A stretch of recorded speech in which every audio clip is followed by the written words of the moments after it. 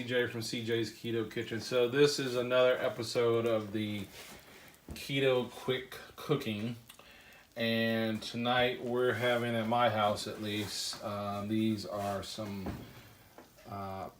country style pork ribs with a low carb barbecue sauce. So the low carb barbecue sauce is a recipe we got from Keto Connect. We did it as one of our first videos, probably maybe our second or third video, and it's on our website, but the recipe really isn't there, and I think I'm going to update it in the description so you just have all the ingredients.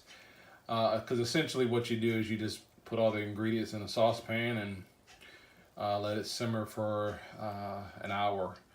Although I did not let this cook for an hour. I didn't have an hour to wait. And it actually gets better the longer you let it simmer. So this is what we're having as far as our meat. And then I may have a salad, but what I'm going to also do is I've got some of these steamable vegetables. I've got some Brussels sprouts that I may have, and then the steamable corn, sweet corn, will be for my daughter. So again, this is another example that keto doesn't have to be hard.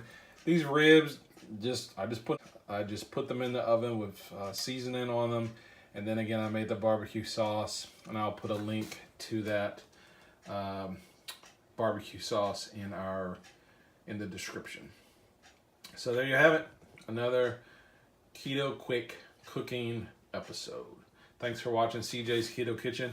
Hopefully this kind of content helps you to realize that keto does not have to be difficult. If you're new to our channel, please subscribe, hit the notification button so you know when we upload new videos. And thanks again for watching CJ's Keto Kitchen. Bye-bye.